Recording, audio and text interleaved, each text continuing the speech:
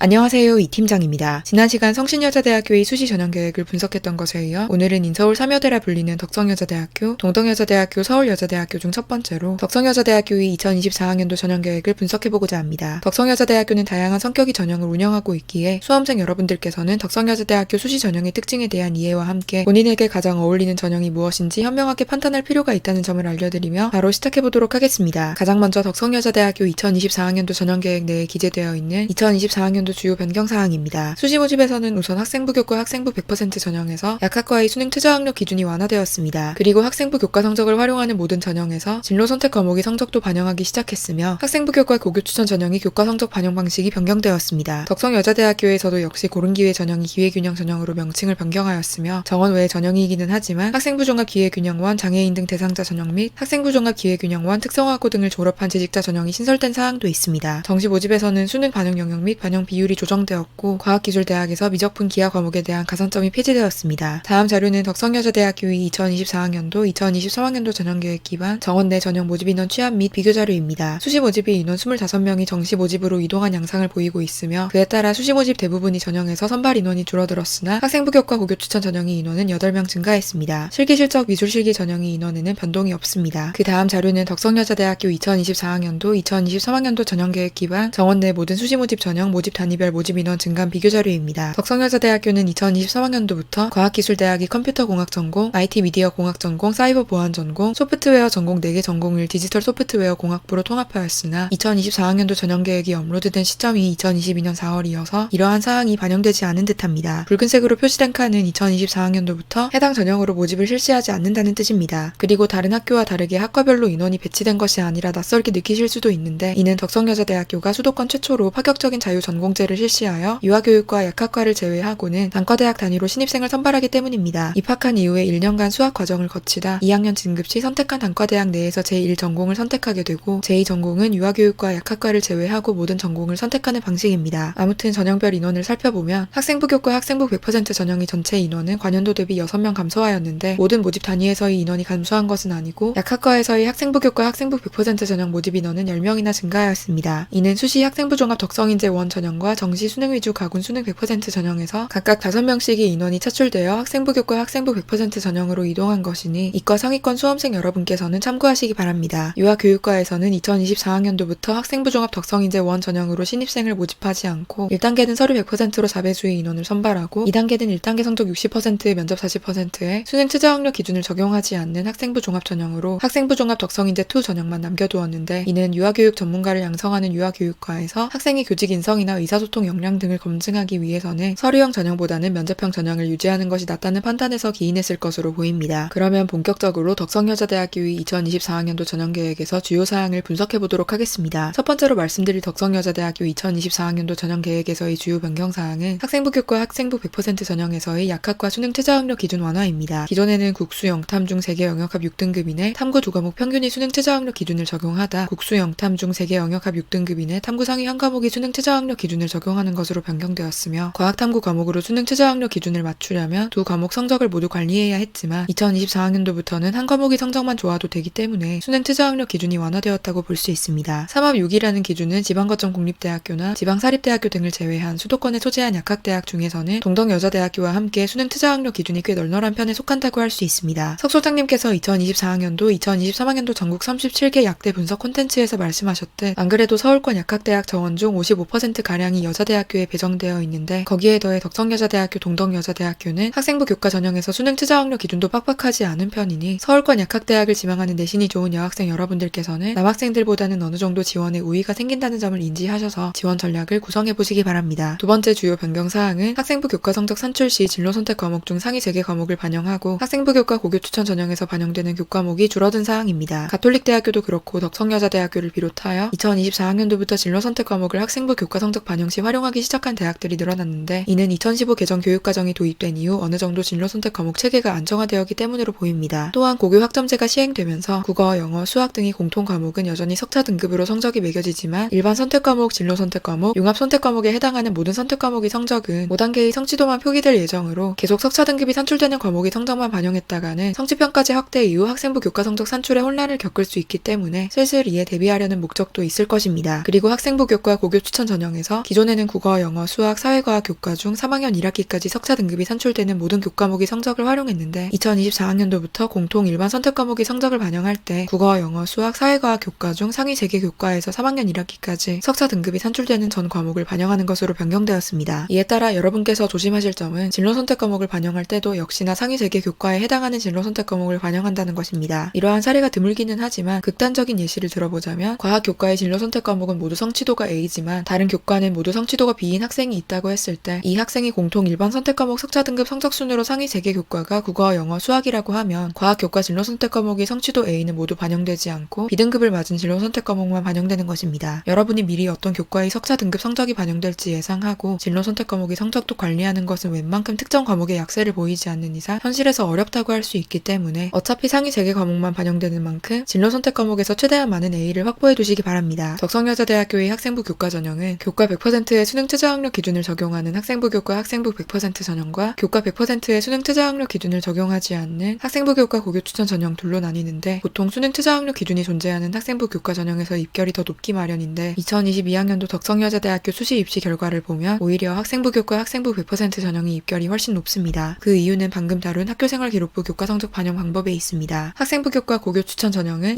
2023학년도까지 석차 등급을 산출 가능한 모든 과목이 성적을 반영했지만 학생부 교과 학생부 100% 전형은 상위 3개 교과에서 각 상위 4개 과목이 성적만 반영했기 때문에 학생부 교과 학생부 100% 전형에서의 내신 성적이 더 높을 수밖에 없는 구조입니다. 그래서 약학대학이 입시 결과를 보면 최종 등록자들이 평균 성적, 50% 등급화 성적, 70% 등급화 성적 모두 내신이 1.0이라는 놀라운 결과를 기록하기도 했고요. 그래서 이러한 학생부 교과 성적 반영 방식 차이 때문에 기존의 수험생들이 덕성여자대학교 학생부 교과 전형에 지원하고자 했을 때 단순히 수능 최저학력 기준이 여부로 두 전형 중 하나를 선택하는 것이 아니라 수능 최저학력 기준이 있기는 한데 교과 성적이 조금 더 높게 들어가는 학생부 교과 학생부 100% 전형 대 수능 최저학력 기준은 없지만 망한 과목이 성적까지 전부 들어가는 학생부 교과 고교 추천 전형의 구도로 같이 판단을 하고는 했습니다. 그런데 2024학년도에 학생부 교과 고교 추천 전형이 상위 3개 교과의 성적을 반영하는 것으로 바뀌며 학생부 교과 학생부 100% 전형과 이전보다 조금 더 비슷한 성격을 띠게 되었다고 할 수 있고 이에 따라 학생부 교과 고교 추천 전형에 유입될 학생들이 늘어날 것을 예측하여 해당 전형의 인원을 늘린 것이 아닐까 싶습니다. 아까 모집 단위별 모집 인원 증가 비교 자료를 통해 약학과를 제외한 모집 단위에서 학생부 교과 고교 추천 전형의 인원이 증가하였다는 것을 확인할 수 있었던 것처럼 말입니다. 약학과의 경우 이미 상위 3개 교과만 반영한다는 것도 큰 메리트인지라 수능 최저학력 기준으로의 검증이 필수적이라 할 수 있어서 학생부 교과 고교 추천 전형으로는 선발하지 않는 것으로 보입니다. 한편으로는 2022학년도부터 신설된 학생부 교과 고교 추천 전형이 어느 정도 정착하면서 인원을 늘리는 것이라고도 해석할 수 있겠습니다. 정리하자면 덕성여자대학교 수시모집 학생부 종합 전형은 면접 여부에 따라 그리고 학생부 교과 전형은 2024학년도 학생부 교과 성적 반영 방식 조정으로 인해 수능 최저학력 기준이 여부에 따라 둘로 나뉜다고 할 수 있으며 이 팀장이 덕성여자대학교 인재상 분석 콘텐츠에서도 말씀드렸다시피 덕성여자대학교는 입학 전에는 수험생 여러분들께서 본인이 강점을 살려 입시 전형을 선택하게끔 또 입학 후에는 자유전공제를 통해 본인에게 맞는 전공을 숙고하여 선택한 이후 기량을 발휘해 나가게끔 하는 방향성을 취하고 있다는 것을 알 수 있습니다. 그러면 오늘의 콘텐츠도 덕성여자대학교를 지망하는 학생 및 학부모님들께 많은 도움이 되시기를 바랍니다. 감사합니다.